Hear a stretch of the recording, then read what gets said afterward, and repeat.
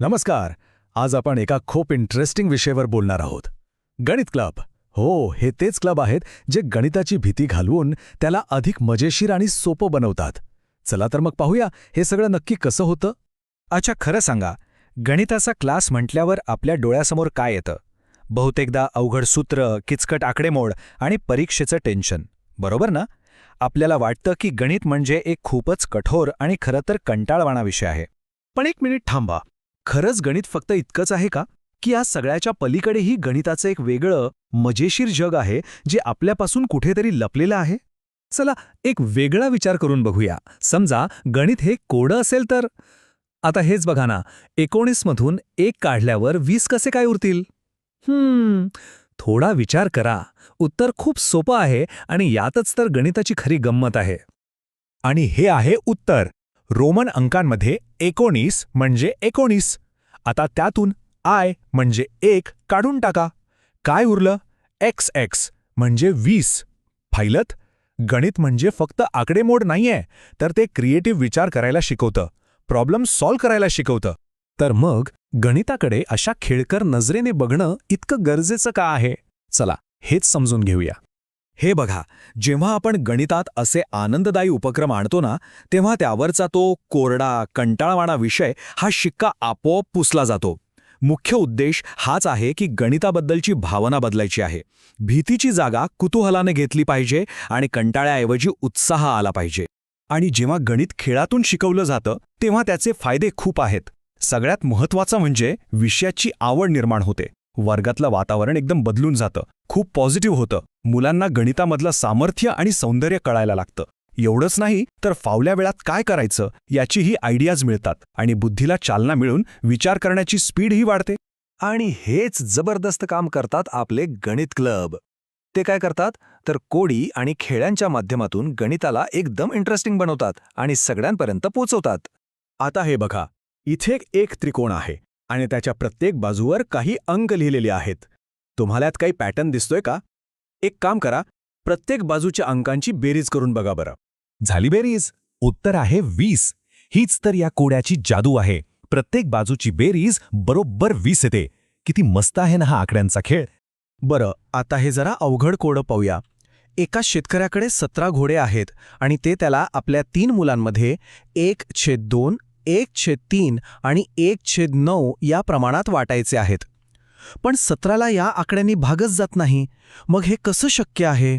ऐकताना तर हे एकदम अशक्य वाटतंय, नाही का? आता यावरचा उपाय बघा.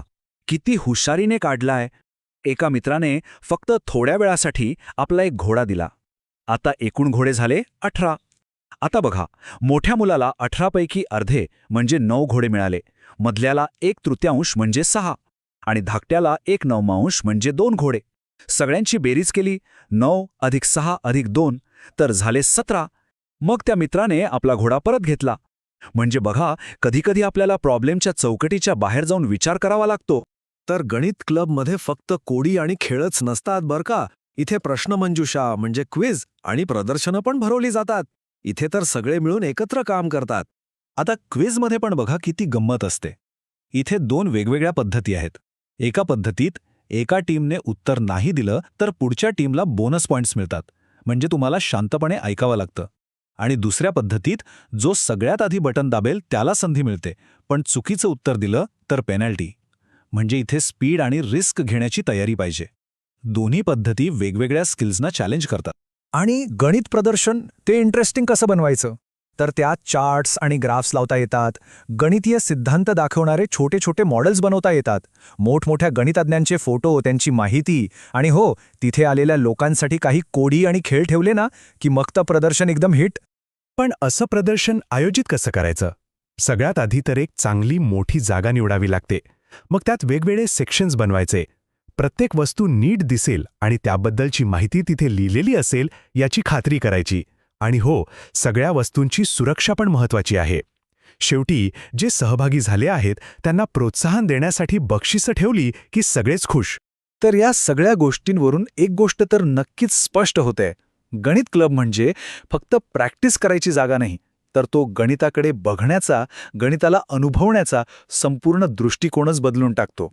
गॉटफ्राईड लाइबनिस यांनी किती छान म्हटलंय, गणित हे मानवी मनाचे वैभव आहे.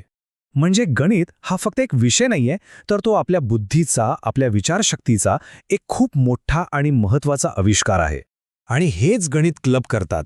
ते गणिताला एका अशा विषयातून बाहेर काढतात जिथे तुम्ही एकटेच बसून उत्तरे शोधता, आणि त्याला एका अशा प्रवासात बदलतात जिथे सगळे मिळून क्रिएटिव्ह पद्धतीने आणि आनंदाने काहीतरी नवीन शोधतात. आणि जाता जाता हा एक प्रश्न. विचार करा की जर आपलं ध्येय फक्त योग्य उत्तर शोधणं नसेल, तर त्या प्रश्नाच्याच प्रेमात पडणं असेल तर? म्हणजे फक्त उत्तर मिळून थांबवायचं नाही, तर तो प्रश्न का आला, तो कसा सोडवला, या प्रवासाचा आनंद घेतला तर? कदाचित शिकण्याचा खरा अर्थ आपल्याला तेव्हाच कळेल.